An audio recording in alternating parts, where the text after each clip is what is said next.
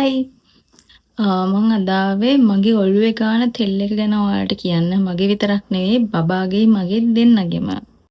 මේ තියෙන තෙල් එක මං චූටි බෝතලයකට දාලා හදාගෙන තියෙන්නේ. මං කියන්නම් කොහොමද මේ තෙල් එක හින්දගත්තේ. ඇත්තට මේ ගෙදර හදපු තෙල් එකක්. බබාට ගන්න හොඳද නැද්ද මොනවාද මේ වගේ දාන සීක්‍රට් ඉන්ග්‍රීඩියන්ට්ස් ටික මොනවාද කියලා මං කියන්නම්. ඇත්තටම මේක මේ රන් තැඹිලි තෙල් එකක්. මේ වගේ ලොකු බෝතලයකට දාලා තියාගන්නේ. මෙච්චරක් විතර තිබ්බා. අපේ තාත්තයි අම්මයි තමයි තෙල් එක හදලා දුන්නේ මට. ඒ ඔයිල් එකකින් ටිකක් ඉතින් අපි රන් තැඹිලි ගෙඩි ටික අපිට දුන්නු කෙනාට හින්දලා දුන්නා තෙල් ටිකක්. එකයි මේ බෝතලෙන් භාගයක් විතර තියෙන, නැත්තම් මේ හැරියට විතර තිබ්බා. මං චූටි බෝතලයකට චුට්ටක් දාගෙන තියාගෙන ඉන්නවා ඔළුවේ ගාන්න. මගේ විතරක් නෙවෙයි මම මේක බබාගේ ඔළුවෙත් ගානවා. ඇත්තටම ගොඩක් හොඳ ඔයිල් එකක්. සමහරුන්ට හිතෙන්න පුළුවන් චූටි බබෙක්ට මේක ගාන එක හොඳද නැද්ද කියලා.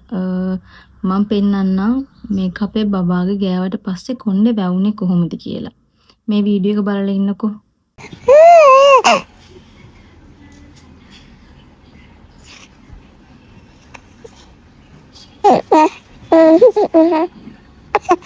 හරි. ඔයා ඒ වීඩියෝ එක දැක්කනම් ඒ වීඩියෝ එකේ ඉස්සරහා මෙහෙම චූටියට බබාගේ බේබි හෙයාර්ස් ඇවිල්ලා තියෙනවා. ඒ හෙයාර්ස් ආවේ මෙන්න මේක ගන්න පටන් ගත්තට පස්සේ. සමහරෙක්ට හිතෙන්න පුළුවන් බබෙක්ට ගන්න හොඳ නැතුව ඇති කියලා තෙල් එකක්. ඒත් මම හිතන්නේ එහෙම බබෙක්ට තෙල් ගන්න හොඳ නෑ කියලා. මෙහෙමයි කොණ්ඩේ වැවෙන්න කියලා හිතාගෙන නෙවෙයි මම බබාට ඇත්තටම ගෑවේ.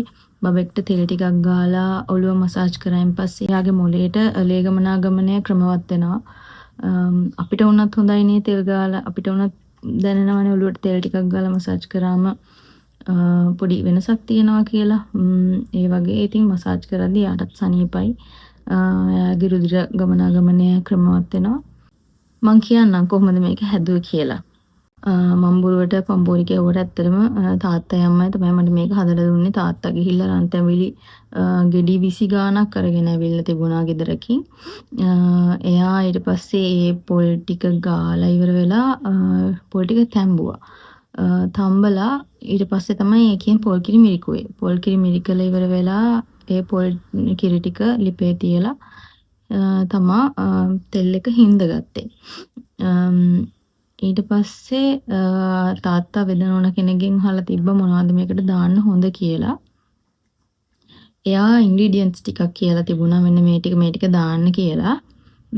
මම ඒ ටික කියන්නම් දැන් ඔයාට. අලුදුරු දෙහිදලු දාන්න කියලා තිබ්බා. අරුද කොළ දාන්න කියලා තිබ්බා. රතු ලුණු ටිකක් දාන්න කියලා තිබ්බා. තව සැවැන්දරා ටිකක් දාන්න කියලා තිබ්බා. ඒ ඔක්කොම දාලා ඒ කියන්නේ රන් තැඹිලි තෙල් ටික හින්දගෙන ඉවර වෙලා ඊට පස්සේ ඒ ටිකත් දාලා තමයි නටවලා ආපහු ගත්තේ. මේ තෙල් එකේ ඒ ටික ඔක්කොම තියෙනවා. ඇත්තටම සාමාන්‍යයෙන් අම්මා කෙනෙක්ට බබෙක් හම්බුනායින් පස්සේ බබාට කිරි දෙද්දී එහෙම කොණ්ඩේ ගොඩක් යනවා. ඇත්තටම මගේ කොණ්ඩේ ගියේ නෑ මේ කොණ්ඩේ ගියේ නෑ මගේ කොණ්ඩේ පොඩ්ඩක්වත් යන්නේ නෑ. ඇත්තටම පිටදි කෙස්කස් 3-4ක් ගියා ආයෙන්න මගේ කොණ්ඩේ ඇත්තටම යන්නෙම නෑ. දැන් බබාට මාස 4ක් වෙනවා. කොණ්ඩේ පොඩ්ඩක්වත් යන්නේ. මේ තෙල් එක දාලා මම දවස් 2කට 3කට සැරයක් වගේ මම මේ තෙල් එක දාලා ඔළුව හොඳට මසාජ් කරගන්නවා.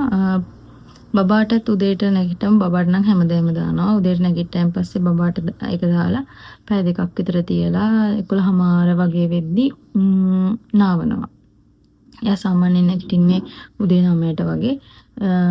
ඒ නැගිට්ට වෙලාවට මම එයාට දාලා ඉවර වෙලා හොඳට මසාජ් කරනවා චුට්ටක්. එයාලගේ තාම තෙල් වල තියෙනවානේ. තෙල් වල තියෙන නිසා හිමින් තමයි මසාජ් කරන්නේ. චූටියට හිමින් මසාජ් කරලා ඉවර වෙලා විනාඩි 10ක් 15ක් විතර මසාජ් කරලා ඉවර වෙලා ඊට පස්සේ 11:00 විතර යාව නාවනවා. අතර මෙයාටත් ඔළුවට ගොඩක් සනීපයක් තියෙනවා කියලා මට හිතෙනවා. ගොඩක් හොඳයි මේ තෙල් එක. ඒකයි මම ඔයාලත් එක්ක මේක ෂෙයා කරගන්න හිතුවේ.